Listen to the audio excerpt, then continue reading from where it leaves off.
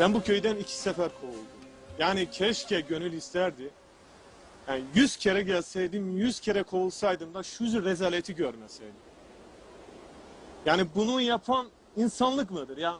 Kalkıyor bir devlet bakanı, Çevre ve Orman Bakanı bunlara karşı gelenlerin aptal insanlar olduğunu söylüyor. Ya lütfen bana aptallığı anlatsın şurada ya. Şunu anlatsınlar bize ya. Ağaç dikecekmiş. Ya neresini dikeceksin? Ya şu taş granit bir taştır arkadaşım. Granittir bu, granit. Şu kaya parçasından bir tozun kopması binlerce yıl alır ya. Nereye ağacı dikiyorsun? Hadi 100 tarafta ağaç dikti.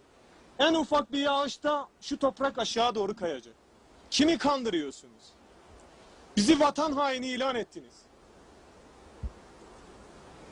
Biz bu eslere karşı geldik diye vatan haini ilan edildik. Yani eğer bu eslere karşı, bu katliama karşı çıkan insanlar vatan haini ise ben de vatan haini. Ben yaptırmak istemiyorum. Burası benim yaşam alanımdır.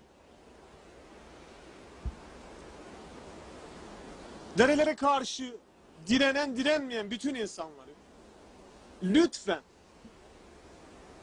lütfen ama derelerinizi birilerine peşkeş çekmeyin. Görüntü ortada, rezalet ortada.